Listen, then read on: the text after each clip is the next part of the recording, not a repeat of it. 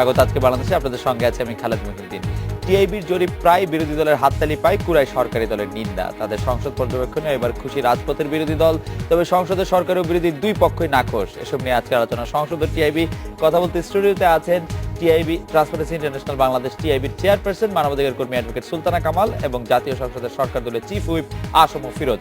স্বাগত আপনাদের। জনাব আসম ফিরোজ, সংসদ নিয়ে টিআইবির যে পর্যবেক্ষণ প্রতিবেদন সেটি প্রকাশের পর আপনি এই প্রতিষ্ঠানে আয়ের উৎস তদন্ত করার দাবি জানিয়েছেন। তার মানে আপনি বলেছেন ট্রান্সপারেন্সি ইন্টারন্যাশনাল বাংলাদেশে আয়ের উৎস নিয়ে তদন্তের দাবি করেছেন জাতীয় সংসদের চিফ হুইপ আসম ফিরোজ। আমি পত্রপত্রিকা থেকে বলছি, আপনাকে কোট করছি, টিআইবি বিদেশি প্রভুদের সুতার টানে নাচে। আপনি পার্লামেন্ট ওয়াচ প্রতিবেদনের প্রতিক্রিয়া আরো বলেছেন, টিআইবির আয়ের উৎস কি সেটি মানুষ জানতে চায়, কোথা থেকে তাদের টাকা আসে সেটা তদন্ত হওয়া উচিত। টিআইবির এই প্রতিবেদনটি প্রকাশ হওয়ার পর কেন আপনাদেরকে মনে হলো যে টিআইবির টাকার প্রতিবেদনের এগুলি পরীক্ষা করে দেখা উচিত? ধন্যবাদ আপনাকে। এবং যদি আমি আরেকটু যুক্ত করি, টিআইবির আয়ের উৎস যদি সরকার না জানে, কারণ আমি সরকারের সিনিয়রদের আপনাদের বলতে শুনছি যে আয়ের উৎস সরকার না জানে, তবে সেই ব্যর্থতা কি সরকারের, রাজস্ব বোর্ডের নাকি টিআইবির, সেটিও যদি বলেন। ধন্যবাদ আপনাকে। এবং আমি আজকে যার সাথে আলোচনায় আপনি আমাকে দেখেছেন, তিনি কিন্তু ব্যক্তিগতভাবে আমার একজন শ্রদ্ধেয়, উনি আমাদের সবারই শ্রদ্ধেয়। বাংলাদেশের মোটামুটি অনেক শ্রেণী পেশাজীবী মানুষের কাছে তিনি একজন শ্রদ্ধার পাত্র এবং তার মায়েরও একটা যথেষ্ট পরিচয় আছে। আমি শুধু একটি কথা বলবো যে টিআইবি যে রিপোর্টটা দিয়েছে সেই রিপোর্টের মধ্যে একটু জিনিস আপনি খেয়াল করবেন। আমাদের জনাব ইফতিখারুজ্জামান সাহেব, তিনি যে মুখমন্ত্রটা উল্লেখ করেছেন টিআইবি রিপোর্টে, তার মধ্যে কিন্তু কোথাও কিন্তু এই ভাষাটা ছিল না, যেটা উনি বলেছেন যে সংসদ পুচুর নাচে নাট্যশালায় পরিণত হয়েছে। আমি অন্য রিপোর্টগুলোর মধ্যে কিন্তু এই মুহূর্তে যাচ্ছি না। এখানেই আমি মনে করেছি যে উনি পক্ষপাতিষ্ঠ ভাবে কোনো পক্ষ অবলম্বন করে কথাটা বলেছেন। এই টিআইবি, এই যে টেস্ট বোর্ডে যারা আছেন, তারাও কিন্তু এই রিপোর্টের উপরে আমার মনে হয় এই কথাটার উপরে তারা সন্তোষ প্রকাশ করতে পারেন না, কারণ এখানে কিন্তু তার এই বক্তব্যের মধ্যে এই কথাগুলো ছিল না। এই কথা বললে অসুবিধা কি? আপনি কি মনে আছে বর্তমানে মহামান্য রাষ্ট্রপতি যখন স্পিকার ছিলেন, তিনি সংসদ সদস্যদেরকে বলছিলেন যে আপনারা খালি গায়ে পাশে সরিষার তেল মেখে মল্লযুদ্ধ করেন। তিনি কয়েকদিন আগে তার গ্রামের বাড়িতে গিয়ে বলেছেন যে দেশের রাজনীতির সবচেয়ে কলঙ্কজনক ব্যাপার হচ্ছে ব্যবসায়ীদের পকেটে রাজনীতি। স্পিকার যদি কিছু বলে সেটা পার্লামেন্টের মধ্যে পার্লামেন্ট মেম্বারদের জন্যই বলা, কিন্তু বাইরের থেকে যদি বাইরের থেকে কেউ, যে ট্রান্সপারেন্সি ইন্টারন্যাশনাল হোক বা অন্য কোনো সংস্থা হোক, যদি মহান জাতীয় সংসদ সম্পর্কে এই ধরনের কোনো উক্তি করে, তাহলে মনে হয় কোনো পক্ষ অবলম্বন করে তিনি কথাটা বলেছেন। যে কথাটা বিএনপি বলেন, যে কথাটা অন্য রাজনৈতিক দল বলেন, যারা পার্লামেন্টে নাই তারা বলেন, সেই সুরে সুর মিলে যদি উনি বলেন, তাহলে মনে হয় ওনাদের পক্ষ অবলম্বন করেই কথাটা বলেছেন। আমি কিন্তু এখানে যে কথাগুলো এখানে ওনারা বলেছেন, কিছুটা সত্যতা আছে, কিছুটা অতিরঞ্জিত আছে, কিছুটা সংশোধন হওয়ার জন্য আমাদের উপদেশ নির্দেশ আছে, অবশ্যই আছে। কিন্তু আমি যে কথাটা বলার চেষ্টা করেছি যে এদের আয়ের উৎস কোথায়, এটা হলো এরকম যে আসলে যারা এই সরকারের কাছ থেকে লাইসেন্স নিয়ে এই ইন্টারন্যাশনাল অবজারভেশন হিসেবে তারা কাজ করছেন, সমস্ত আমাদের সংসদ সম্পর্কে সার্ভে করতেছেন, তাদের মতো একটি সংস্থা সংসদ সম্পর্কে না জেনে, পার্লামেন্ট সম্পর্কে ভালোভাবে অকেবাল না হয়ে এই ধরনের একটা অভিমত ব্যক্ত করলে স্বাভাবিককরণে যারা আমরা সংসদ সদস্য, এই নির্বাচন সম্পর্কে অনেক কথা বলেন। আপনি 5ই জানুয়ারি নির্বাচন যদি না হতো তা কি হতে পারত? না জনাব আশরাফ ফিরোজ, সেটি অন্য কথা। আমার প্রশ্নটি ছিল সরল। এই বক্তব্যটি আপনাদের পছন্দ হয় নাই, তারপরে আপনারা বললেন তাদের আয়ের উৎস কি সেটি তলিয়ে দেখতে হবে, সরকার জানে না। মানে আয়ের উৎস সরকার জানে না কেন? জামাতের অনেক আয়ের উৎস কিন্তু আমাদের জানা নাই। টিআইবির আয়ের উৎস যে সরকার জানে না, এই ব্যর্থতাটা কার? আপনি যদি এই প্রশ্নের জবাব দেন। জামাত ইসলামের কিন্তু আয়ের উৎস আমরা অনেকটা জানি না। জামাত ইসলাম এমন হতে পারে যে এই যে আয়ের উৎস আমরা বলেছি, এখন ওনারা আয়ের উৎস কোথায় সেটা আমরা প্রমাণ করুক। তারাও তো ট্রান্সপারেন্সি ইন্টারন্যাশনাল, তারাও তো ট্রান্সপারেন্ট। কিন্তু আপনারা সারাক্ষণ শুধু আমাদের পার্লামেন্ট ট্রান্সপারেন্সি আপনারা চান না কেন? কোন একটা বক্তব্য পছন্দ না হলে কেন ট্রান্সপারেন্সি চান? না, এর আগেও কিন্তু একটা বক্তব্য দিয়েছেন, যতবার বক্তব্য দিয়েছেন ততবারই আপনারা ট্রান্সপারেন্সি তাদের আয়ের চাইছেন এবং তারা নিশ্চয়ই সেটা জমা দিয়েছেন, কারণ তাদের বিরুদ্ধে সুলতান আপা বলবেন, সুলতান আপা নিশ্চয়ই বলবেন। তবে আপনি বলছেন যে ওই বক্তব্যটি অনেকেই পছন্দ করে নাই। এই বক্তব্যটা ইফতেখার সাহেবের নিজের বক্তব্য, এটা কিন্তু ট্রান্সপারেন্সি ইন্টারন্যাশনাল যারা টেস্ট বোর্ডে আছেন তাদের বক্তব্য নয়। না, সেটা তো আমি মনে করি এই ব্যাপারে তার বক্তব্য হওয়া উচিত। না, সেটা তো তার বক্তব্যই তিনি বলেছেন, আসলে তিনি বলেছেন যেটি গবেষণা মন্তব্য নয়। তবে আপা, জাতীয় সংসদ পুতুল নাচের নাট্যশালা এই বাক্যটি পার্লামেন্ট ওয়াচ প্রতিবেদনের সাথে আসলে গবেষণার সাথে একটি গবেষণা প্রতিষ্ঠানের সাথে একটি ওয়াচডগ প্রতিষ্ঠানের সাথে আসলে কতটা মানানসই সেটি যদি আপনি একটু বলেন। আরো একটি বিষয় আপা, আমরা দশম সংসদকে যেরকম পেয়েছি, নবম সংসদে কিন্তু আমরা মানে নবম সংসদটি কেমন পেয়েছি সেটি আপনিও জানেন, সেই সম্পর্কে তো এত হার্শ মন্তব্য আমরা পাইনি। এবারকার মন্তব্য কি একটু বেশি হার্শ মনে হচ্ছে না, কিনা? ধন্যবাদ। আর আমি এইটুকুন একটু বলে নেই আগে, আজকে যখন সুযোগ পেয়েছি, আমিও খুব সম্মানিত যে আমাদের মহান সংসদের চিফ হুইপ মহোদয় আমার সঙ্গে আজকে রাজি হয়েছেন এই অনুষ্ঠানটা করতে, সেটা আমার জন্য একটা বিরাট বড় সম্মানের ব্যাপার। যে প্রশ্নগুলি এসেছে, আমি সরাসরি আগে আপনার প্রশ্নের উত্তরেই যাই যে হ্যাঁ, আমরা দেখেছি, কিন্তু আমাদের পুরো প্রতিবেদনটা যদি পড়া হয় সেখানে কিন্তু অনেক ক্ষেত্রেই আমরা বলেছি যে এখানে অনেক কিছু একটা ইতিবাচক পরিবর্তন আমরা দেখতে পেয়েছি নানান দিক থেকেই। কাজে পুরো প্রতিবেদনটা যদি পড়া হতো, পুরো প্রতিবেদনটা যদি এখানটা উপস্থাপন করা যেত, যেটা উপস্থাপন করা হয়েছিল, সেখানে কিন্তু অনেক ইতিবাচক কথা আছে। আমাদের সারসংক্ষেপের মধ্যেও যেটা আছে সেখানটাও কিন্তু বলা হয়েছে যে আমরা বারবারই লক্ষ্য করেছি যে অনেক জায়গায় এটার কিন্তু অনেক ভালো একটা উত্তরণ আমরা দেখতে পেয়েছি। যেই কথাটা নিয়ে আজকে সত্যিকার অর্থে আমিও স্বীকার করি যে হয়তো একটা যে প্রশ্নটা আপনি করলেন যে একটা গবেষণা প্রতিবেদনের একটা ভাষার অংশ এটা হতে পারে কিনা, সেটা কিন্তু ছিল না। প্রথম কথা হলো সেটা ছিল না, এবং আমার সহকর্মী ট্রান্সপারেন্সি ইন্টারন্যাশনাল বাংলাদেশের যিনি নির্বাহী পরিচালক, তিনি কিন্তু বিনয়ের সঙ্গে সেটা বলেওছেন যে এই কথাটা তার নিজস্ব একটা কথার প্রেক্ষিতে মন্তব্যটা এসেছে, এবং এটা কোনো অবস্থাতেই গবেষণার প্রবন্ধের কিংবা যে আমরা প্রতিবেদন যেটা করেছি সেটার একটা অংশ হিসাবে যেন ধরা না হয়। এবং কোডটা একটুখানি আমি মনে হয় ঠিক করে দিতে পারি।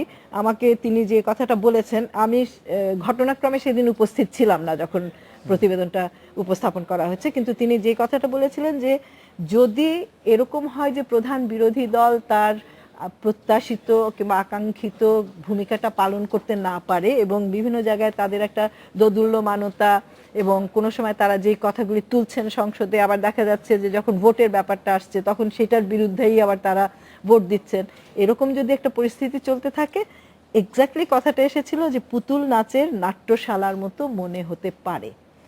এবং সেখানে আমি আজকে ট্রান্সপারেন্সি ইন্টারন্যাশনালের চেয়ারপারসন হিসাবে দায়িত্ব নিয়েই বলছি যে যদি এরকম একটা কথায় কারুর আঘাত লেগে থাকে কিংবা কোনোভাবে তারা মনে করেন যে এটা উচিত হয় নাই, সেটা ইফতেখারুজ্জামান নিজেই বলেছেন, এবং আমার মনে হয় যে ইফতেখারুজ্জামানের সঙ্গে এই কথাটা বললে তিনি নিশ্চয়ই এটা জোর করে বলবেন না যে আমরা এই ধরনের কথা বলেই যাব। এটা একটা প্রেক্ষিতে কথাটা এসেছিল, যেটা তিনি ব্যাখ্যাও করেছেন যে এই প্রেক্ষিতে তিনি এইভাবে কথাটা বলেছিলেন, এর বাইরে কিছু না। আর আর মানে আপনি কি মনে করেন কিনা যে সেটাতে উনিও এই বিষয়টিতে ইচ্ছা করলে দুঃখ প্রকাশ করতে পারতেন, যে একটি গবেষণা প্রকাশে বা দুঃখ প্রকাশ করা উচিত ছিল, নাকি আপনি মনে করছেন যে এটি ঠিকই ছিল বা এটি বলাটা? না, যে প্রেক্ষিতটা তিনি দিয়েছেন যে সেই প্রেক্ষিতে এই কথাটা এসেছে, কিন্তু অবশ্যই কেউ যদি আমাদেরকে বলে যে দেখো তোমার এই কথাটা কিন্তু আমাদের ভালো লাগে নাই, আমার মনে হয় যে আমরা যদি গণতান্ত্রিক একটা সংস্কৃতিতে বিশ্বাস করি, যদি পারস্পরিক একটা শ্রদ্ধাবোধ থেকে কাজগুলি করতে চাই, আমার তো মনে হয় না যে ইফতেখারের পক্ষ থেকে কোনো অসুবিধা আছে এই কথাটা বলা যে আমি যদি আপনাদের মনে কোনো দুঃখ দিয়ে থাকি আমি দুঃখিত। আপা, আমি আরেকটি প্রসঙ্গে আসি যে খন্দকার ইব্রাহিম খালেদ, আমি জানি না আজকে জরিপ প্রতিবেদন টিআইবির গবেষণা নিয়ে একটি কিছু প্রশ্ন এই মর্মে তিনি একটি নিবন্ধ লিখেছিলেন আজ থেকে বহু দিন আগে, মানে 2012 সালের শেষে। সেখানে হচ্ছে যে টিআইবিতে যদি সংসদ সদস্যদের নিয়ে যখন কথা হয় তখন বেশিরভাগ সময় টিআইবি এটি বলে যে এটি একটি পারসেপশন বেসড রিপোর্ট। তো খন্দকার ইব্রাহিম খালেদের বক্তব্য অনুযায়ী যে মানে অপরাধের ক্ষেত্রে যেখানে দুর্নীতির কথা বলা হয়, যেখানে দায়িত্ব পালনে ব্যর্থতার কথা বলা হয়, সেইখানে এই পারসেপশন বেসড রিপোর্ট আমার মনে হয় যে পার্লামেন্ট ওয়াচে আমরা পারসেপশন নিয়ে করি না, পারসেপশনটা হয় করাপশন পারসেপশন, যেটা গ্লোবাল রিপোর্ট যেটা। আমি পারসেপশনটা এই কথাটা এখানে আনলাম হচ্ছে এই কারণে, আপা আমি আসলে আপনাদের পরিচালকদের কাছে জানতে চেয়েছিলাম যে তারা যে সংসদের কে কতটি কতবার কি বলেছেন এটি এনেছেন, সেটি কোত্থেকে এনেছেন? আচ্ছা, সেটার উৎস একদম পরিষ্কার হিসাব আছে, সেটা হলো যে যারা এই দায়িত্বে থাকেন তারা কিন্তু যখন ওই যে সংসদের যে প্রচার চলতে থাকে সরাসরি, সেটা তারা একদম প্রথম থেকে শেষ পর্যন্ত দেখেন। সংসদের অনুমতি নিয়ে, সংশ্লিষ্ট কর্তৃপক্ষের অনুমতি নিয়ে আমাদের গবেষণা টিম কিন্তু সংসদে যায়, সংসদ অধিবেশন সেখানে বসে লক্ষ্য করে, সংসদের লাইব্রেরি ব্যবহার করে। আপা এইখানে একটু ঝামেলা থেকে যাচ্ছে যে এই কারণে যে সংসদের যে প্রচার আমরা দেখি টেলিভিশনে, সেটা কিন্তু সংসদের পুরোটা না। তো যদি পুরোটা না হয়, কিছুটা যদি বাকি থাকে, ধরা যাক যদি 25% দেখানো হচ্ছে না বা 15%ও দেখানো হচ্ছে না, সেই 15%টা কিভাবে মেলানো হয়? খবরের কাগজ দেখে, সংসদের প্রতিবেদন অনেক কিছু দেখে? এখানে তো একটা হলো যে সেখানে বসে দেখা হয়, একটা হলো যে সরাসরি যে প্রচারটা করা হয় সেটা আমরা একেবারে পুরাপুরি প্রথম থেকে শেষ পর্যন্ত অনুসরণ করে থাকি।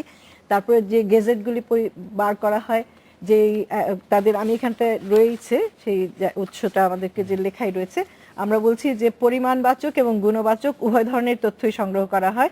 প্রত্যক্ষ তথ্যের উৎসের মধ্যে রয়েছে দশম সংসদের দ্বিতীয় হতে ষষ্ঠ অধিবেশনের সরাসরি সম্প্রচারিত কার্যক্রম, অধিবেশনে উপস্থিত হয়ে সংসদের অধিবেশন কার্যক্রম পর্যবেক্ষণ। পরোক্ষ তথ্যের মধ্যে রয়েছে সংসদ কর্তৃক প্রকাশিত বুলেটিন, সরকারি গেজেট, সংবাদপত্রে প্রকাশিত তথ্য, প্রকাশিত বই ও প্রবন্ধ। আমি যতটা হচ্ছে মানে এই গবেষণা প্রতিবেদন তৈরি করা যতটা মানে ক্লাস ওয়ার্কে মানে এগুলির মিক্সড এন্ড ম্যাচ করলে এক ধরনের ত্রুটির আসলে কিছু সম্ভাবনা রয়ে যায়, সেটা আমরা কোনো সময় অস্বীকার করি না, সেইটা সেটা আমরা কোনো সময় অস্বীকার করি না, যেটা ফুল প্রুফ কোন সিস্টেমের মধ্যে তো কখনোই যাওয়া যায় না, কিন্তু যেটা বেরিয়ে আসে এই জরিপের থেকে সেটার উপরে ভিত্তি করেই দেওয়া হয় যে এই অবস্থার মধ্যে আমরা এই বিষয়গুলি দেখেছি। জনাব আশরাফ ফিরোজ, আমরা একটা বিরতি নিয়ে ফিরছি। আপনার কাছে যে বিষয়গুলি আমি জানতে চাইবো, যে আপনি বলছেন যে সার সংক্ষেপ বা যে প্রতিবেদনের কথা আপা বললেন সেটি নিয়ে আপনাদের কোনো আপত্তি নেই। আপনি শুনলেন যে পুতুলনাচের নাট্যশালা সম্পর্কে আপা একটি ব্যাখ্যা দিয়েছেন, উনি বলেছেন যদি আসলে এরকম না হয় তাহলে এটি মনে হতে পারে, এরকম একটা বলেছিলেন। আমি যে বিষয়টি বলতে চাই যে আমরা যদি ধরে নেই যে ৭৫০০ বার আপনাদের নিজেদের প্রশংসা করেছেন, ৭২০০ বার আপনাদের প্রধান যারা শত্রুতে মনে করেন তাদেরকে, আমি ৬০০০, আমি সঠিক সংখ্যাটি আসলে বলছি না একঘেয়েমির কারণে। তো ওইটা আর কারণ কি আসলে, মানে আপনারা কেন, মানে আমি নিজেও আসলে আমি টেলিভিশনে সংসদ যখন হয় আমি এটা ছেড়ে রাখি, সংসদের সময় মানে এইগুলি বলার আসলে কি দরকার, কি প্রয়োজন, এর ফল থেকে দল কি পায়, জাতি কি পায়, আমরা কি পাই, সেটি যদি আমাদেরকে একটু বলতেন। আমরা এটা বিরতির পর ফিরছি আপনার কাছে। ফিরে এলাম আজকে বাংলাদেশে। জনাব আশরাফ ফিরোজ, আপনার কাছে যাওয়ার আগে আপা, ফিরোজ ভাই একটি প্রশ্ন করেছিলেন যে আয়ের উৎস নিয়ে যখন আগেও কথা হয়েছিল সেগুলি আসলে পরিষ্কার করা হয়েছে কিনা। আমরা অনেকবারই বলেছি, কারণ যতবারই আমরা একটা করে প্রতিবেদন প্রকাশ করি ততবারই আমাদের কাছে এই প্রশ্নটা আসে। তো তবে আমি নিশ্চিত যে চিফ হুইপ মহোদয় জানেন এবং যারা প্রশ্ন তুলছেন তারাও জানেন, বিশেষ করে সঞ্জিত সেনগুপ্ত তো জানেনই, কারণ এনজিও অ্যাফেয়ার্স সম্পর্কিত স্ট্যান্ডিং কমিটিতে তিনি নেতৃত্ব দিচ্ছেন। তিনি জানেন যে আমরা যারা বেসরকারি সংগঠন করি, এটা টিআইবির জন্য প্রযোজ্য, যে আমরা একটি পয়সাও এনজিও অ্যাফেয়ার্স ব্যুরোর অনুমোদন ছাড়া কিংবা সংশ্লিষ্ট যে কর্তৃপক্ষ আছে মন্ত্রণালয়গুলির ক্লিয়ারেন্স ছাড়া একটি পয়সা আমরা গ্রহণও করতে পারি না, খরচও করতে পারি না। আর এই প্রতিবেদনগুলি যে আমরা করব সেটা কিন্তু আমাদের বাৎসরিক কিংবা যত বছরের প্রজেক্ট আমরা সাবমিট করি সেটার ভিতর লেখাই থাকে এবং সেইটা দেখে তারপরে কিন্তু আমাদেরকে অনুমোদন দেয়া হয় এবং আমাদের ওয়েবসাইটেও কিন্তু আমাদের খরচের বিবরণ চলে যায়। জনাব আশরাফ ফিরোজ একটি কথা বলছিলেন যে এই সরকারের থেকে লাইসেন্স নিয়ে আপনারা যেটা করছিলেন সেটি আপনার সরকার থেকে নিশ্চয়ই অনুমোদন নিয়েছেন। জনাব আশরাফ ফিরোজ, আমি জানতে চাইছিলাম যে পার্লামেন্টে নিজেদের প্রশংসা করে দলের কি লাভ হয়, জাতির কি লাভ হয়, আমরা যারা শুনি আমাদের আসলে কি লাভ হয়? আসলে এটা আপনাদের একটা বদ্ধমূল খারাপ ধারণা হয়ে গেছে যে প্রশংসা, আসলে যে ভালো কাজ করে তার প্রশংসা কি সে পাবে না, আর যে নিন্দনীয় কাজ করে তাকে কি নিন্দা জানাবো না? পার্লামেন্টে যে দলটা আসে নাই সেটা হলো বিএনপি এবং জামাত ইসলাম, তাদের জোট। এখন নির্বাচনে না এসে ভুল করেছেন তারা, সংশোধনও করবেন তারা, কিন্তু তার অর্থ কি এই যে পার্লামেন্টে আসি নাই, আসতে নেই এর মন্ত্র তো নয়। আমরা তো চেয়েছিলাম যে বিএনপি পার্লামেন্টে আসুক, আমরা যেন ক্ষেত্র তৈরি করেছিলাম যে আমরা আসেন, সব দল একত্রে বসে একটা সুন্দর নির্বাচন করি, নির্বাচনে আপনারা অংশগ্রহণ করেন, কোন মন্ত্রণালয় চান, কোন মন্ত্রণালয় চান সেটাও আমরা বলেছিলাম, কিন্তু তারা নির্বাচনে আসেন নাই। এখন আগুনে মানুষ পোড়াবে, গাড়ি পোড়াবে, ভাঙচুর করবে, গাছপালা কাটবে, কিন্তু সেগুলি কি পুলিশ মানুষ মারবে, জানে না? মানে এগুলো আপনাদের তো কাছে আমরা জানতে হবে। পার্লামেন্টে যখন আলোচনা ফিরোজ আসে ভাই, আমি একটা ছোট্ট তখন কথা তো বলি। পার্লামেন্টে ফিরোজ ভাই, কথাগুলো আপনাকে একটা বলতে ছোট্ট কথা হবে বলি। না, পার্লামেন্টে তো মানুষকে জানাতে ফিরোজ হবে। ভাই, আপনার অনুমতির আমি একটা ছোট্ট কথা বলি। আমি 18 বছর ধরে সাংবাদিকতা করি, 18 বছর ধরে আপনাকে আমি চিনি। সংসদের লবিতে বহুবার আপনার সাথে দেখা হয়েছে, আমি কোনোদিন আপনাকে নিজের প্রশংসা করেছেন আমাদের কাছে এরকম দেখি নাই। কিন্তু পার্লামেন্টে আপনি সবসময় আপনার নিজের প্রশংসা করেন, অর্থাৎ দলের প্রশংসা করেন। কি লাভ হয়? আপনি তো ব্যক্তিগত জীবনে এটি চর্চা করেন না। আমার দল সম্পর্কে যখন বলা হয় যে দল এইটা করে, এইটা অন্যায় করছে, এটা অন্যায় করছে, তখন তো আমাদেরই দায়িত্ব হচ্ছে যে যারা বাইরে থেকে এই কথাগুলো বলে আমরা কি করব, তখন ভিতরে বসে আমাদের কথাগুলো উত্তর দিতে হয়। যদি তারা এই কথাগুলো না বলতেন নিশ্চয়ই আমরা এই কথার উত্তর দিতাম না। কারণ আমাদের প্রশংসার এত কথা আছে যে আমরা এই দেশের সাধারণ মানুষের জন্য, দেখেন একটু কথা বলতে হয়, কথা গিয়ে বলি যে আজকে মাথাপিছু গড় আয় ছিল 2006-এ $427, আজকে সেখানে $1300। আজকে রেমিটেন্স আমাদের এখন বর্তমানে বিএনপির সময় ছিল $3.5 বিলিয়ন মার্কিন ডলার, আজকে আমাদের সেখানে $16 বিলিয়ন মার্কিন ডলার। আজকে বিদ্যুৎ উৎপাদন ওই সময় ছিল 31 মেগাওয়াট, আজকে বিদ্যুৎ উৎপাদন 14,000 মেগাওয়াট।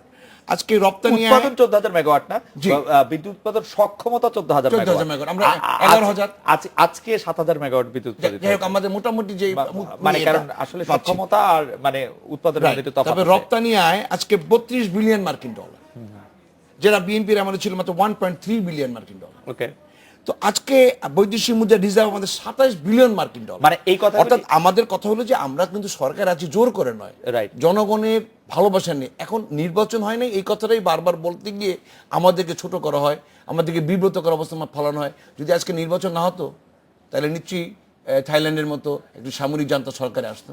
আমরা তো সেটা করতে দেই নেই, আমরা বরং নির্বাচন করেছি বিদায় সারা বিশ্ববাসী আমাকে সম্মান দিয়েছে এবং সম্মান আমি দিয়েছে আপনার কাছে বিদায়। যাওয়ার আগে ফিরোজ ভাই, আমি আরো একটু আমি শেষ করতে চাই। আমি কিছু জিনিস না আসলে না একটু শেষ করে দিই। জি, বলেন। আমরা সম্মান পেয়েছি বিদায়, বাংলাদেশের মানুষ সম্মান দিয়েছে বিদায় আজকে দেখেন সিপিআই তে আমাদের রাইট সে ব্যাপারে কোনো সমস্যা নাই। ফিরোজ ভাই, ফিরোজ ভাই, আপনি এত অভিজ্ঞ পার্লামেন্টারি, আমি জানি যে আপনি গণমাধ্যমের খোঁজ খবর অনেক রাখেন, সামাজিক গণমাধ্যমেও কি হয় সেগুলো আপনি জানেন। আমাদের যেই সময় সংসদ অধিবেশন ছিল না, তারপরে সংসদ অধিবেশন শুরু হলো, তার মধ্যে থেকে বড় বড় ঘটনা যেগুলি ঘটেছে, অস্ট্রেলিয়া ক্রিকেট টিম বাংলাদেশে আসেনি, 2জন বিদেশি খুন হয়েছে, একজন যাজককে খুন করা হয়েছে, একজন প্রকাশককে খুন করা হয়েছে, 2জন প্রকাশক মৃত্যুর সাথে লড়েছেন, একজন কবি আছেন, তার মধ্যে একজন প্রকাশক, একজন কবি, আরেকজন আছেন। তো সেগুলি নিয়ে সংসদে যেগুলি নিয়ে মানুষ আলোচনা করতে চায় সেগুলি নিয়ে কি আমরা সংসদে সেরকম আলোচনা দেখেছি? এই তো সংসদ শুরু হয়েছে, নিচে আলোচনা আসবে। কিন্তু আপনি কি মনে করেন সরকার কি নিশ্চুপ? নিশ্চয়ই না। সরকার হত্যা করছে, এই বিদেশিদেরকে মারার পিছনে কি রহস্য আছে? অর্থাৎ আন্তর্জাতিক বিশ্বের কাছে মেসেজ দেওয়া। সরকার বিষয়টাকে আসলে তদন্তের পর্যায়ে থেকেই সেটি আসলে তো ব্লেম গেম করে চাপিয়ে দিতে চাচ্ছে। আমি কথা বলি, এই বাংলাদেশে যে ঘটনা তার চেয়ে ঘটনা অনেকটা বড়। এই ঘটনা কি সারা বিশ্বে হচ্ছে না? নিশ্চয়ই হচ্ছে, কিন্তু আন্তর্জাতিক একটি মুরব্বী দেশ এইটাকে এতভাবে নার্সিং করার চেষ্টা করতেছে যে এই দেশে তারা আসতে চায়। একটি মুরব্বী দেশ বলতে আমি এই মুহূর্তে নামটা বলবো না, এই কারণে যে আপনিও জানেন আমিও জানি না। আমি ঠিক জানি না মুরব্বী দেশ কোনটির কথা আপনি বলছেন। আমাদের অনেকগুলি মুরব্বী আছে। মহান মুক্তিযুদ্ধের সময় যারা আমাদের বিরোধিতা করেছেন তাদের মধ্যে থেকে হয়তো এরকম একটা দেশের নাম নিশ্চয়ই দেশবাসী জানে, আপনিও জানেন। কিন্তু এটা যেহেতু আমি একটা ব্যক্তি এমন এক জায়গা থেকে বসছি, এখানে নামটা বলাটা আমার ঠিক হবে না। তবে তারা চায় যে এইখানে এইরকম একটা ঘটনা ঘটুক, তারা আসবে, আইএসআই আসবে, বলবে তারা আসবে এবং আসবে আর যাবে না। বাংলাদেশের মানুষ কিন্তু সচেতন। আপা, দলের যখন এত অর্জন আছে, সরকার যখন এতটা এগিয়ে নিচ্ছে, তখন এগুলি কথা তো আসবেই, এতে আসলে খুব দোষের। আমরা কিন্তু সেই ব্যাপারে অবশ্যই কোনো ধরনের নেতিবাচক মন্তব্য করি নাই, করবো না। অবশ্যই সেটা সংসদে আলোচিত হবে। আমাদের নিজেদের আস্থা, আমাদের প্রত্যয়, আমাদের সামনে এগিয়ে যাওয়ার প্রেরণা জাগ্রত রাখার জন্য কিংবা সেটাকে কাজে লাগানোর জন্য তো আমাদের সেই কথাগুলি বলতেই হবে। আমাদের নিজেদেরকে তো একটা যে জায়গা আমরা দাঁড়িয়ে আছি বাস্তবসম্মতভাবে, সৎভাবে, স্বচ্ছভাবে আমরা সেটা দেখার চেষ্টা করবই। শুধু আমরা এত বড় একটা মুক্তিযুদ্ধ করে স্বাধীন হওয়া জাতি, সেই জাতি শুধু হীনমন্যতায় ভুগবে কেন? আমাদের যে ভালো অর্জনগুলি আছে অবশ্যই আমরা সেটা বলবো, বুক ফুলিয়ে বলবো, অন্তত যাতে করে সমস্ত মানুষের মনের মধ্যে এই প্রত্যয়টা জাগে যে না, বাংলাদেশ সামনে এগিয়ে যাবে, যেটা আসলেই একটা সত্য কথা। হ্যাঁ, কিন্তু সেখানে অনেক একটা দর্শকের মন্তব্য কি বলবো, এই আপনি কথা বলতে বলতে একজন দর্শক বলছিলেন যে দেশে যখন সামরিক শাসন থাকে বা আর্মি থাকে তখন টিআইবি নিশ্চুপ থাকে। এটা একেবারেই সত্য কথা না, কারণ আমরা 2001 সাল থেকে পার্লামেন্ট ওয়াচ করে যাচ্ছি। যখন আর্মি থাকে তখন তার পার্লামেন্ট থাকে না, কাজে সেখানে পার্লামেন্ট ওয়াচ হয় না। কিন্তু অন্যান্য সমস্ত বিষয়ে Corruption নিয়মিত index করাপশন রিপোর্টগুলি যেগুলি আমরা বার করে থাকি সেগুলি আমরা কিন্তু নিয়মিত বের করি। আমি খালি ফিরোজ ভাইয়ের একটা কথার উপরে একটু আমার মনের কষ্টটা জানাবো, যে বারবারই এই কথাটা বলা হচ্ছে যে বাইরে থেকে। এখন সেটাকে আমাদেরকে বলা হচ্ছে না অন্য কাউকে, সেটা আমি বুঝতে পারি নাই। কিন্তু আমরা বাইরে থেকে মানে কি, তারা ভিতরে আছেন কিন্তু আমাদের নির্বাচিত প্রতিনিধি হিসাবেই, কাজেই তারা তো আমাদেরই একটা অংশ, তাই না? তারা একটা বিশেষ দায়িত্বপ্রাপ্ত হয়ে আচ্ছা, বিএনপি সংসদে নাই, আচ্ছা সংসদে যদি নাও থাকে ফিরোজ ভাই, একটা গণতন্ত্রে কিন্তু সংসদের বাইরের রাজনৈতিক দলগুলিও কথা বলতে পারে, বলতে পারা উচিত। সেখানে তো আর কোন রকম বিধিনিষেধ দেওয়া যায় না, তারা বাইরে থেকে বলতে পারে। তবে আমি এখানে একটু পরিষ্কার করতে চাই যে আমরা যেই কথাগুলি এখানটা বলতে চেয়েছি কিংবা যেই ব্যাপারে মন্তব্য করেছি, সেটা হলো যে অপ্রাসঙ্গিকভাবেও কিন্তু অনেক নিন্দা প্রশংসা এখানটায় চলে আসে। যেই কথাগুলি মানুষ অনেক সময় ভাবে যে এত যেই কথাগুলি আলোচনা না করলেও হয়, সেটা কেন হচ্ছে? সেই জায়গায় একটা সংসদ চালাতে যে খরচ হয়, যে সময় দেন মাননীয় সংসদরা, সম্মানিত মানুষের সেটা তো তারা ঠিক মতো করেন না। জনাব আশরাফ ফিরোজ, আপনি কি এইটি একটু বলবেন? আপনি যখন বলবেন আপনার কথা শেষ হলে, যে 5টি অধিবেশনে শুধু কোরাম সংকটের কারণে ক্ষতি হয়েছে 32,42,31,000 টাকা, এই বিষয়টিও যদি আপনি আলোকপাত করেন। যে হ্যাঁ, এটা আমি বলতে যাচ্ছিলাম যে অথচ কোরাম সংকট হচ্ছে, যেখানে আমরা জানি যে প্রতি মিনিটে কিন্তু প্রায় 1 লক্ষ টাকার উপরে খরচ হয় সংসদ চালাতে, এবং সেই জায়গায় কোরাম সংকটের কারণে এবার কোরাম মানে কত টাকা খরচ হয়েছে সেটা আমরা বলেছি যে 32,62,31,000 টাকা।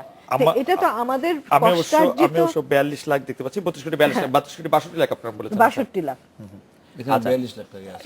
এখানে আমরা এখানটা ভুল, আমরা 42,61,000 টাকার কথাই পাচ্ছি।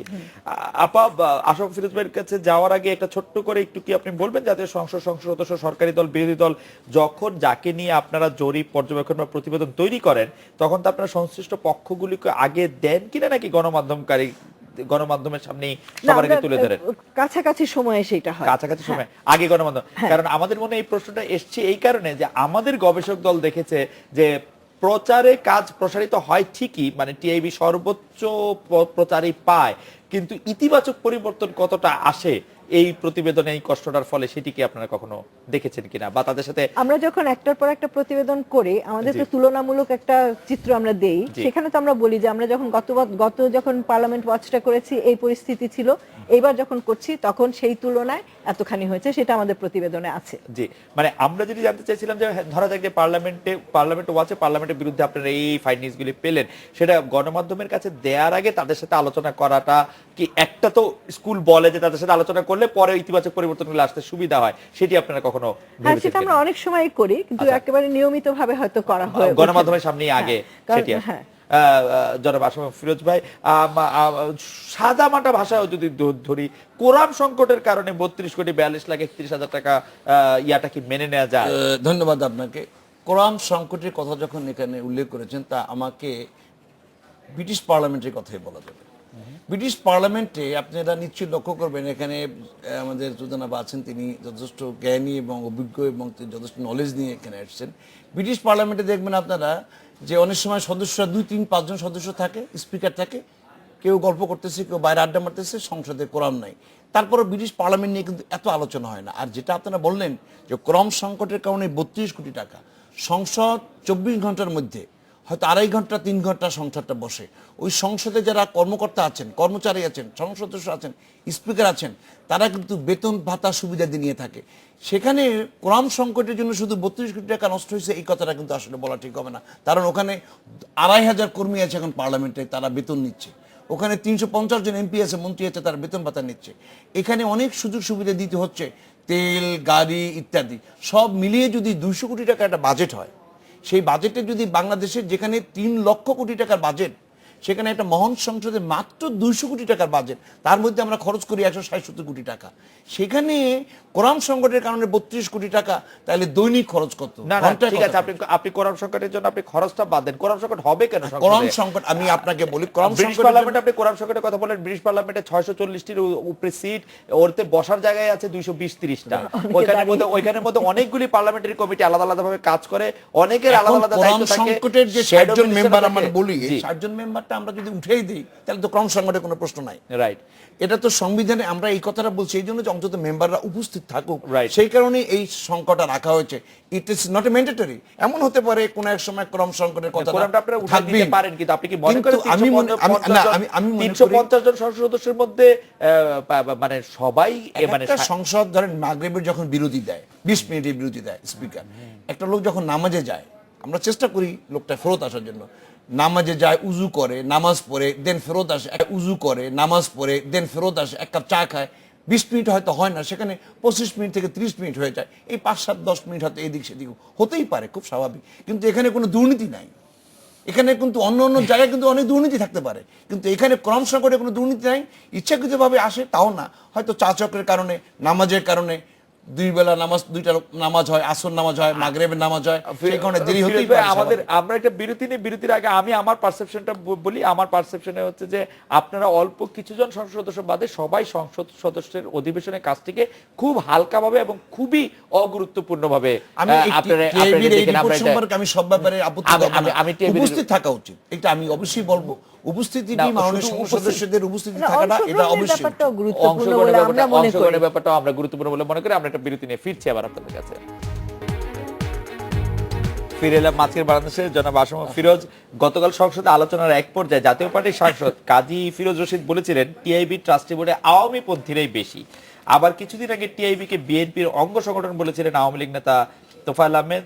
টিআইবির আওয়ামী পন্থীরা কি বিএনপি পন্থী হয়েছে? না, মানে দুটি বক্তব্য খুব বেশি দিন আগে পিছনে না আর কি, মানে অক্টোবর মাসে তোফায়েল আহমেদ বলেছেন, গতকাল কাজী ফিরোজ রশিদ। টোটাল ব্যাপারটাই মনে করি যারা ইফতেখারুজ্জামান সাহেবকে কেন্দ্র করে হয়েছে।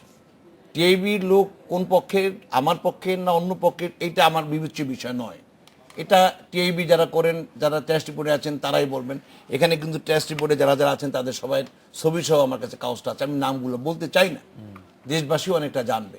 কিন্তু ইফতেখারুজ্জামান সাহেব ব্যক্তি উদ্যোগে যে কথাটা বলেছেন, আমার মনে হয় টিআইবির যারা সদস্য টেস্ট রিপোর্টের তারা এর সাথে নিশ্চয়ই একমত হবে না। না, শুধু এই বক্তব্যটাই কি মানে আপনাদেরকে খুব মানে এখানে টিআইবি যে রিপোর্ট দিয়েছেন তার মধ্যে অনেক পজিটিভ নিউজ আমাদের জন্য আছে। ঠিক আছে, কিন্তু সেই বক্তব্যটা কি মানে নবম সংসদে যে কাজগুলো হতো, 10ম সংসদের সে কাজগুলো হচ্ছে না, এটাও তারা কিন্তু এখানে বলেছেন। যে চেয়ার ভাঙা, মাইক ভাঙা, অশালীন ভাষা ব্যবহার করা, এই সমস্ত ঘটনাগুলো কিন্তু ছিল না। বিরোধী দল সম্পর্কে বলা হচ্ছে যে বিরোধী দল সরকারের একটা অংশ হিসাবে এখানে কাজ করতেছে। কেন?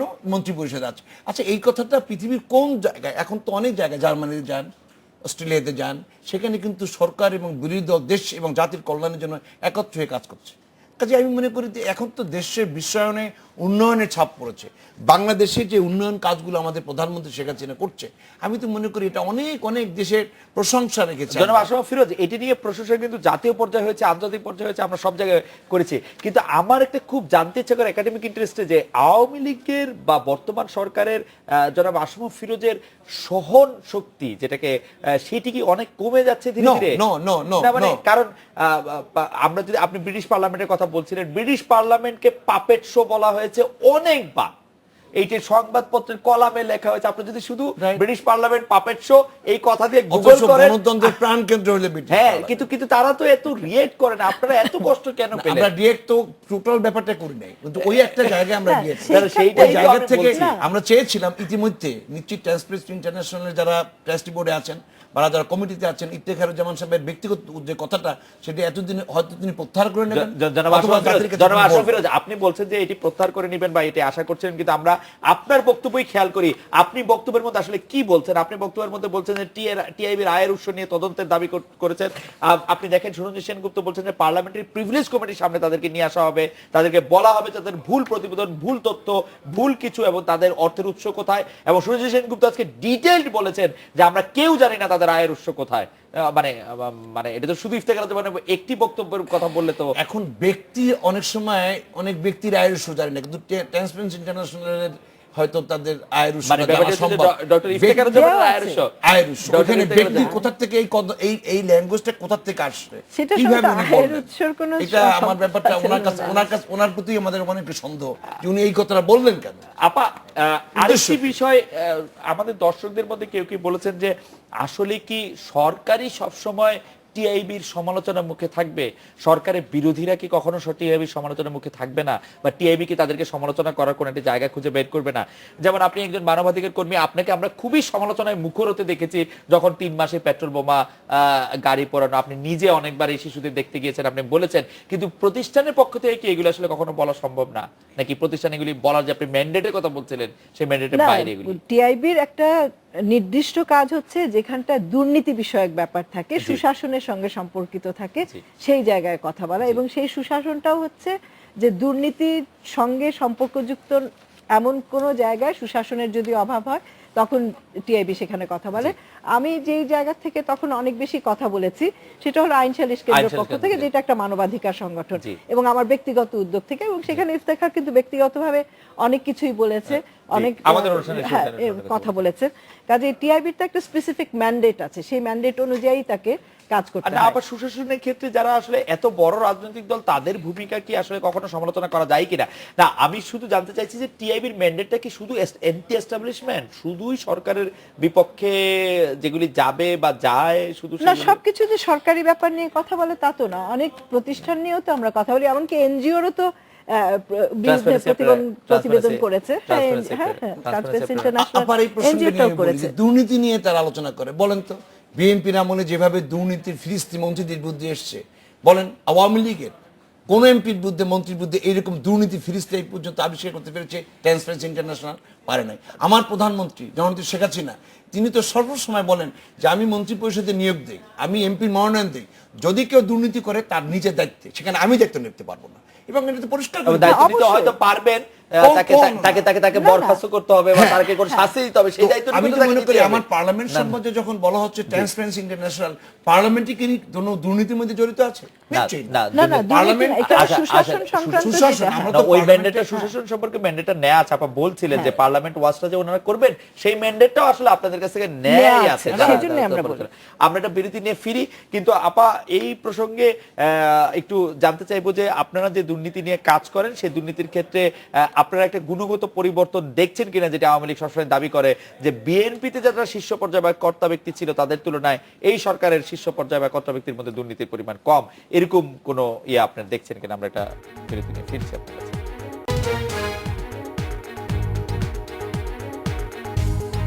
ফিরে এলাম আজকে বাংলাদেশে, যে এই সরকার যেমনটি দাবি করে যে সরকারের শীর্ষ পর্যায়ে নেতৃবৃন্দ থেকে শুরু করে কর্তা ব্যক্তিদের কেউ আসলে দুর্নীতির সঙ্গে জড়িত নয় আগের সরকারগুলোর তুলনায়, সেই ক্ষেত্রে টিআইবির পর্যবেক্ষণ কি বলে? আচ্ছা, এখানে একটা কথা পরিষ্কার করি খালেদ, সেটা হলো যে টিআইবির ম্যান্ডেটটা কিন্তু প্রাতিষ্ঠানিক দুর্নীতি দেখা, আমরা কখনো কোনো ব্যক্তি বিশেষের দুর্নীতি নিয়ে কিন্তু কথাও বলি না, এবং সেটা দেখার দায়িত্ব আমাদের নাই, সেখানটা আমরা যাই না। হয়তো সেই প্রতিষ্ঠানের ভিতরে সেই ব্যক্তির ভূমিকা কি সেটা আমরা আমাদের ইন্টারনাল যে তথ্য ভান্ডার আছে, ডেটা, সেটার মধ্যে আমরা রাখি, কিন্তু সেটা প্রকাশ করার কোনো রকম এখতিয়ার আমাদের নাই। ওকে, জনাব আশরাফ ফিরোজ, আমি এইবার একটু অন্য প্রসঙ্গে আসি। যে আপনি জানেন যে এই সংসদ অধিবেশন শুরু হওয়ার পর দুদক, দুর্নীতি দমন কমিশনকে দেখবে কে, এরকম একটি কথা উঠেছে দলের সিনিয়র সংসদ সদস্যদের মধ্যে থেকে।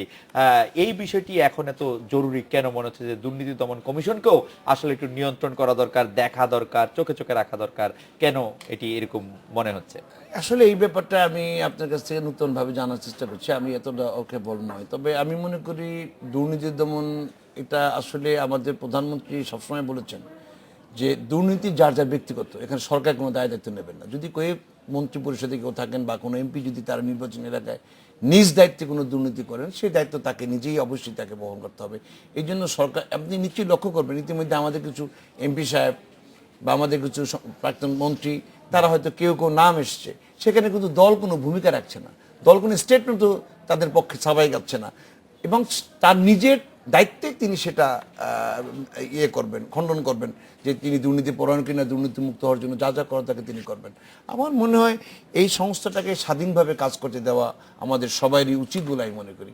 এখানে আমার ব্যক্তিগত মত, এখন সরকার এখানে কোনো প্রাধান্য বিস্তার করবে, আমার প্রধানমন্ত্রী এখানে কোনো প্রাধান্য বিস্তার করবে, এটা আমি নিশ্চয়ই বিশ্বাস করি না। তবে কেউ যদি এরকম কথা বলে থাকে, এই সম্পর্কে আমার এই মুহূর্তে কোনো ধারণা নাই। তবে আমি মনে করি দেশ এবং জাতির কল্যাণের জন্য, দুর্নীতিমুক্ত সমাজ গঠনের জন্য এবং দুর্নীতিমুক্ত দেশ গঠন করার জন্য আমাদের নেত্রী কিন্তু আপ্রাণ চেষ্টা করে যাচ্ছেন এবং তিনি দুর্নীতিমুক্ত থাকারই অবস্থান নিয়ে এখন পর্যন্ত কাজ করে যাচ্ছেন। আপা, আমি আবার একটু কালকের বক্তব্য, আপনাকে এই বক্তব্য আজকে সারাদিন অনেকবার সম্মুখীন হতে হয়েছে, কিন্তু আমি জনাব তোফায়েল আহমেদকে আসলে উদ্ধৃত করার আমি উদ্ধৃত করতেই চাচ্ছি। আমি উদ্ধৃত করছি, যখন দেশ এগিয়ে যাচ্ছে, প্রধানমন্ত্রী আন্তর্জাতিক অঙ্গনে যখন দেশের ভাবমূর্তি বৃদ্ধি করছেন, তখন টিআইবি এসব বলছে। এদের সংসদের প্রিভিলেজ কমিটিতে সমন করে প্রশ্নের মুখোমুখি দাঁড় করাতে হবে। কত টাকা কিভাবে পাচ্ছে, কোথায় খরচ করছে, তার জবাবদিহি করতে হবে।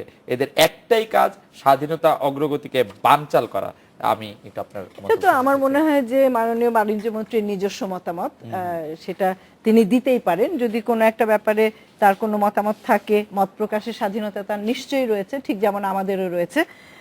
তবে যে কথাটা এখানে বলতে হয় যে তিনি যে বিষয়গুলি তুলেছেন, হিসাবের ব্যাপারটা তো আগে আলোচনা হয়ে গেছে যে আমাদের আসলে প্রতিটি পাই পয়সার হিসাব কিন্তু সরকারের কাছে আছে।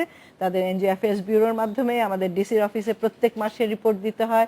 আমরা যখন ডোনারদের কাছে আবেদন করে পয়সা নিয়ে আসি, সেখানের একটা ক্লিয়ারেন্স আমাদের সরকারের বিভিন্ন মন্ত্রণালয় থেকে নিতে হয় এবং তারপরেই কিন্তু সেই পয়সাটা গ্রহণ করার এবং খরচ করার আমরা যে সুযোগ সেটা পাই।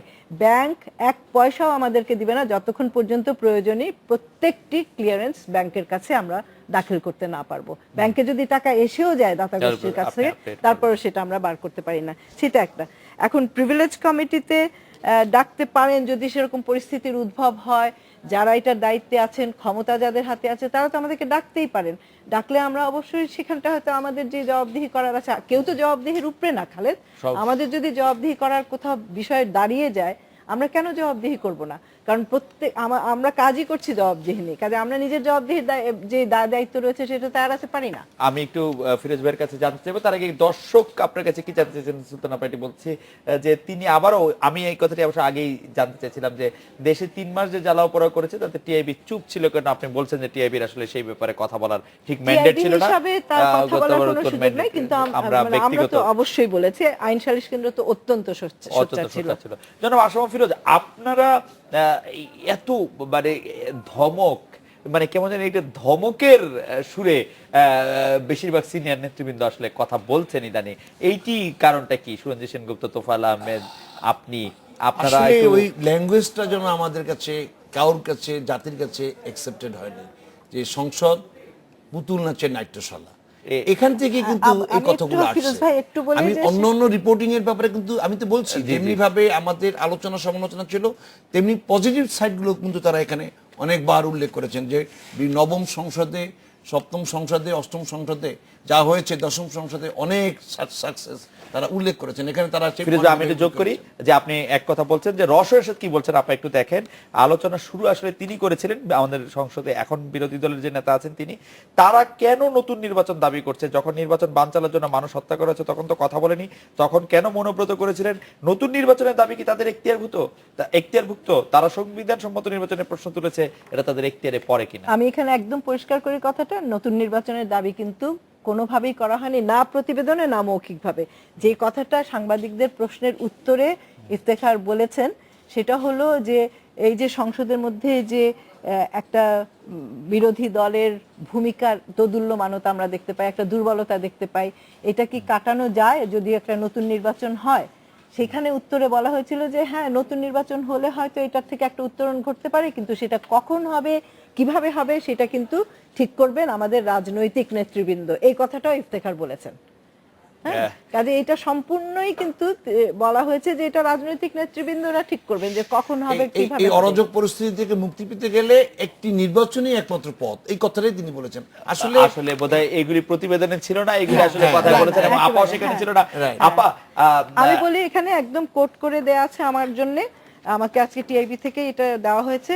বিতর্কমুক্ত নির্বাচন অবশ্যই সমাধানের সুযোগ সৃষ্টি করতে পারে, তবে কখন ও কিভাবে উক্ত নির্বাচন হবে তা নির্ধারণ করবেন আমাদের রাজনৈতিক নেতৃবৃন্দ। এইটাই ছিল কথা। আচ্ছা আপা, এটা এইভাবে শেষ কথা আমাদের এখন আসছে কিন্তু ওইভাবে কথা না না, আসে না। যাই হোক। পত্রপত্রিকায় বোধহয় ভুলভাবে এসেছে। আপা একদম 30 সেকেন্ড আছে। তো জনাব তোফায়েল আহমেদের আরেকটি বক্তব্য আমার একটু পছন্দ হয়েছে। আপনারা কি কখনো টিআইবির মুখ থেকে বাংলাদেশের প্রশংসা শুনেছেন? অবশ্যই এই প্রতিবেদনের মধ্যে অনেক প্রশংসা রয়েছে। আমি তোফায়েল আহমেদকে অনুরোধ করব পুরো প্রতিবেদনটা পড়তে। আপনিও নিশ্চয়ই তোফায়েল আহমেদ, আমাদের সময় শেষ। Please, আমি শেষ করবো শুধু একটি কথা বলে যে টিআইবির যে ট্রান্সপারেন্সি ইন্টারন্যাশনালের যে ট্রাস্টি বোর্ড বা অন্যান্য যারা সদস্য আছেন তারা কিন্তু ইফতেখার সাহেবের এই বক্তব্যের সাথে নিশ্চয়ই একমত নন। সেক্ষেত্রে আমি অনুরোধ জানাবো আপনার মাধ্যমে তার এই বক্তব্যটা সেটা আপনি আগে নিজের বলেছেন। দায়িত্বে প্রত্যাহার করে নিলে পরে আমার মনে হয় সবার জন্যই, তার জন্য, দেশের জন্য এবং আন্তর্জাতিকভাবে আমাদের দেশের ভাবমূর্তি বৃদ্ধি হবে বলে জনাব আমি মনে করি। ফিরোজ, তার এটা উচিত এবং জনাব আশরাফ ফিরোজ, অ্যাডভোকেট সুলতানা কামাল, সম্পর্কে তার এই আপনাদের অনেক আচরণটা- ধন্যবাদ। এই ছিল আজকে বাংলাদেশে দেখা হচ্ছে আগামীকাল এই সময়। শুভরাত্রি।